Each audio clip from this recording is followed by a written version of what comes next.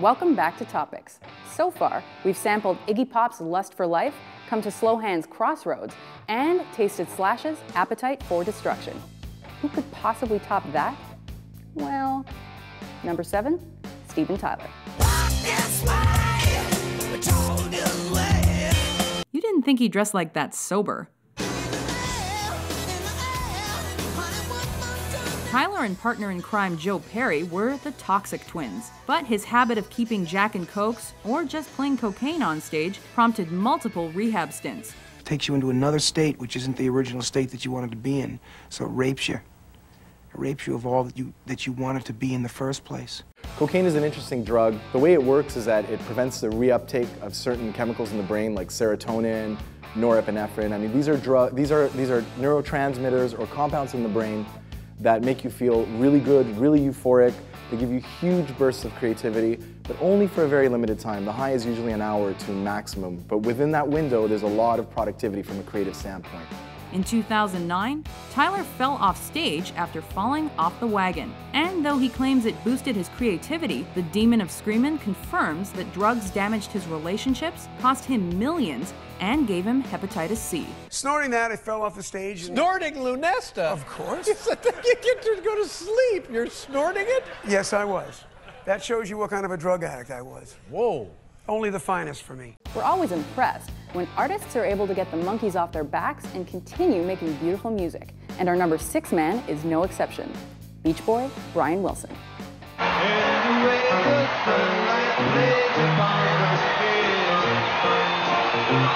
Wilson needed more than just good vibrations. Pot, hash, LSD, cocaine, and more contributed to the Beach Boys' biggest hits. He was also famous for looking like he was middle-aged since he was 14. The cocaine was a beautiful high. I mean, I could write songs, I'd get in an elated state, but the come down was so god-awful. I mean, it was so... How long did it last, this high that you... 2 hours. You got at least 2 hours of a high, then you got another hour and a half of nothing but garbage. Wilson's drug, alcohol, and food addictions also caused his absences from music and the deterioration of his voice and mental health.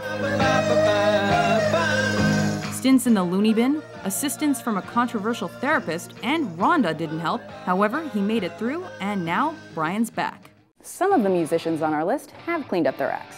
Some haven't. Meet number 5, Lemmy Kilmister from Motorhead. But that's the way I like it, baby. I don't want to live forever. And don't forget the joke. Lemmy claims to have slept with over 1,200 women, which to me is insane. I mean, a person can survive a diet of heavy drugs and alcohol if they're getting the good stuff. But have you seen female Motorhead fans?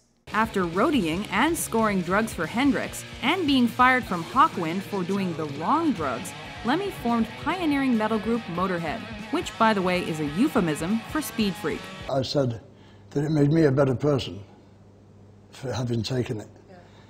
But if you think you can do without drugs, go ahead and do without them, you know, because it's a very expensive hobby. True to the name, Lemmy consumes speed and acid, and each day he drinks a bottle of whiskey. Buy in bulk, that's my advice. But he's anti-cocaine and heroin. Lemmy's alcohol and drug habit were only his second most expensive budgets, after his first of collecting Nazi paraphernalia from World War II. Thanks, Lemmy. Every time people talk about Lemmy, they like to tell the story of how he doesn't like vegetables and drinks a bottle of Jack Daniels per day. You know, he also has diabetes. So I don't know what the lesson there is, but I'm sure there is a lesson.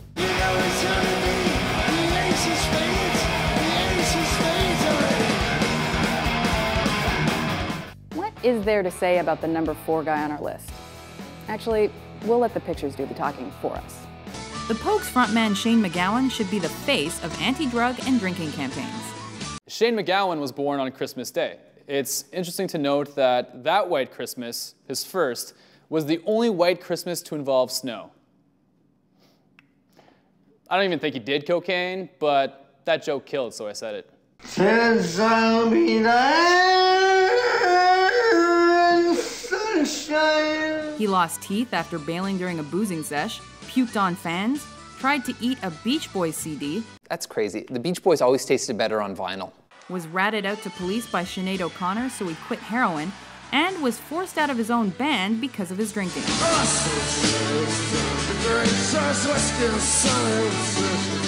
Somehow he made it past his 30s, and today he's still singing and hitting the pubs. What's it like out there tonight in the crowd? I'm drunk. Alcohol is it's probably the most common drug in the world. It's a drug that everybody socially acceptably takes in the Western world. It does have long-term consequences, especially if you drink a lot. Most people know already the type of things that it can do to you, but what people don't know is cirrhosis of the liver, pancreatic failure, and then eventually your brain doesn't function normally after years and years of use. So much so that you can't form memory and that you resort to sort of fabrication of details in your storytelling to make the story fit. After the break, we find out which metal legend survived an uncomfortable situation at the Alamo and which rocker legally died, but lived to tell the tale.